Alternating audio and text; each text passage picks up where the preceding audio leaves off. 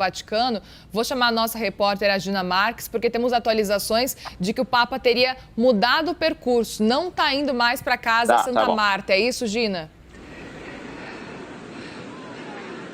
Exato, Muriel. Parece que ele não está indo e que ele está chegando na Basílica de Santa Maria Maior, que é uma basílica que fica aqui em Roma, é uma das 4 basílicas papais. E vale lembrar que o Papa Francisco, sempre antes de uma viagem e sempre depois que ele chega de uma viagem, ele passa na Basílica de Santa Maria Maior para fazer as orações para a Nossa Senhora. É uma basílica dedicada à Nossa Senhora.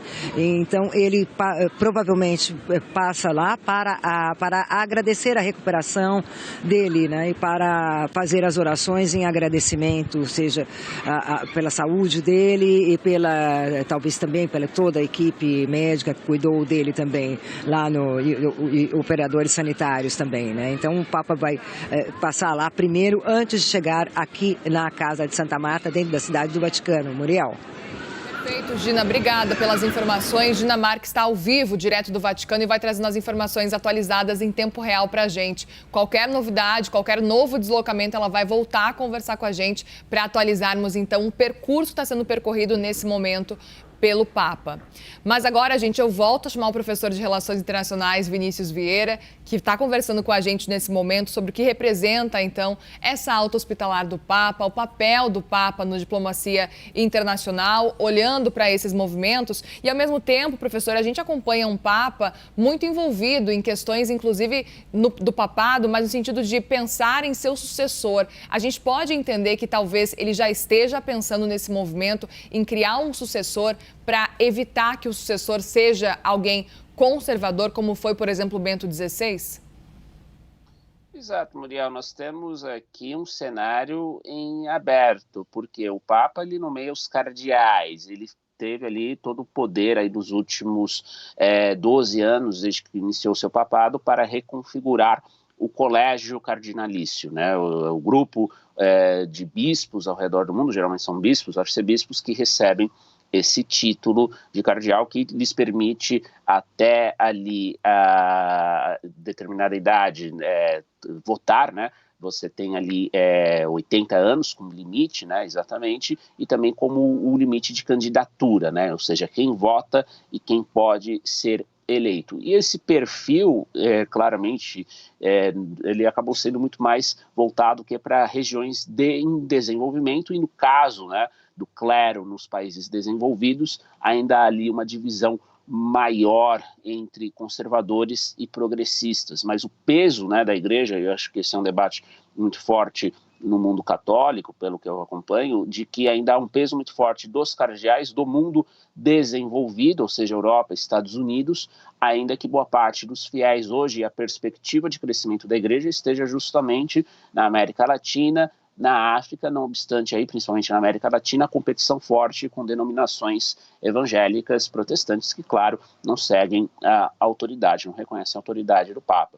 Mas mesmo, é importante dizer, Muriel, não é apenas uma oposição entre países desenvolvidos e em desenvolvimento, até porque alguns aí dos principais cotados, que os nomes que chegaram a circular, como cardeais ali que seriam ali de Gana, da África subsaariana, né? Toda a ideia que se houve agora um Papa latino-americano próximo, pode ser africano até para sinalizar essa ideia de expansão e inclusão ao redor do mundo, também tem visões de mundo não necessariamente progressistas, podem ser até progressistas do ponto de vista social, da necessidade de a igreja se voltar para os pobres, mas pode ter ali um alinhamento em termos comportamentais que lembre as demandas ou busque um equilíbrio com as demandas, principalmente de grupos conservadores católicos, que são mais fortes justamente nos países desenvolvidos. Porque nos países desenvolvidos, sobretudo na Europa, nós temos aqueles, vamos dizer, católicos que poderiam ser mais progressistas, se afastando da igreja, adotando até mesmo uma postura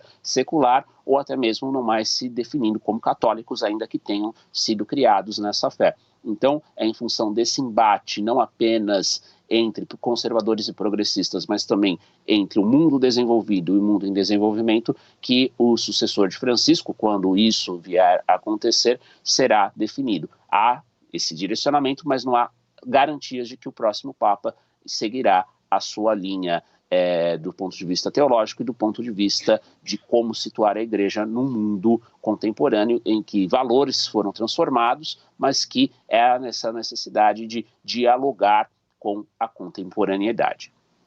Professor, você, além disso, trouxe alguns pontos com relação ao declínio da Igreja Católica nos últimos anos. A gente tem acompanhado esse movimento, inclusive da Igreja Católica, tentando buscar fiéis na África, na Ásia, depois do declínio do Ocidente, principalmente. A gente viu um cenário, inclusive, de menos pessoas se dizendo católicas na América, também na Europa, movimentos que acontecem depois também de escândalos envolvendo a Igreja Católica. Eu queria entender um pouco da sua percepção, esse movimento atual, né, da Igreja Católica, e olhando mais para o futuro, qual que deve ser o cenário daqui para frente da Igreja.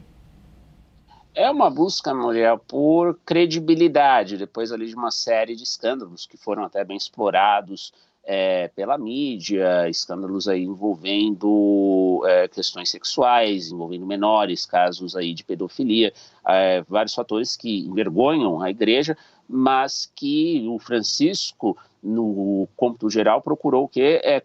Consertar isso via o reconhecimento desses problemas anteriores. É importante dizer, um Papa que também foi muito influente do ponto de vista geopolítico, o Papa João Paulo II, né, que ficou ali no poder de 78 a 2005 e também enfrentou aí, né, veja até uma analogia com Francisco ali, o período ali de mais idade, professor, com muitas a gente doenças, vai ver muitos problemas. Imagens agora, Claro. Me desculpe te interromper, porque a gente está com imagens ao vivo nesse momento do Papa Francisco, nesse momento, chegando à Basílica de Santa Maria Maior, como a gente falava agora há pouco, inclusive. A gente vai ver imagens logo mais da chegada do Papa. Aí na imagem temos o Papa chegando então à Basílica. A Gina Marques, nossa repórter, que acabou de falar que geralmente quando ele volta de viagens, ele passa na Basílica em forma aí de agradecimento, faz uma oração breve. É o que está acontecendo nesse momento, o Papa entrando, essa imagem que a gente trouxe para você recuperada, mas que foi ao vivo agora há pouco, dele chegando na Basílica de Santa Maria Maior para agradecer e aí depois vai para casa Santa Marta. Professor, me desculpe pela interrupção, por favor, continue. Não, como eu estava falando, aqui também acho que um paralelo em termos não de posicionamentos sociais, principalmente, e culturais, vamos assim dizer, mas em termos do estilo de liderança com o Papa João Paulo II, que também enfrentou problemas de saúde ali num estágio mais avançado do seu papado e ainda assim fez questão de reafirmar o seu poder.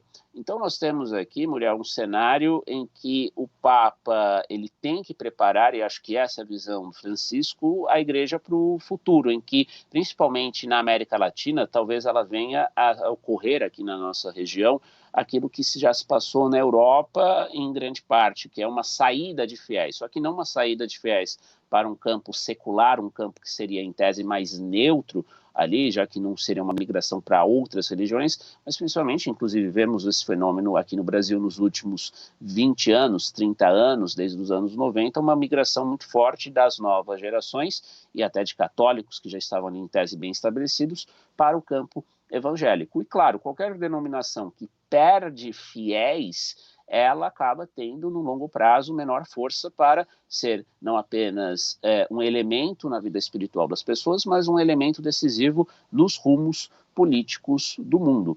E o próximo Papa talvez venha testemunhar, se não Francisco ele mesmo, a previsão de que, por exemplo, o maior país católico do mundo, que ainda é o Brasil, em termos do número total de fiéis, os católicos venham a ser uma minoria. A projeção é que em 2030, por exemplo, o Brasil passe a ter uma maioria de não católicos, somando ali diversos grupos, principalmente os grupos evangélicos. Então, qual é a saída para a igreja nesse cenário? Tentar aí se modernizar, tentar se afirmar como uma força não só espiritual, mas também política, mas sem levar muito ali a mão para o lado político, até porque na América Latina houve toda a experiência nos anos 70 de haver uma ênfase muito forte na questão política, principalmente a teologia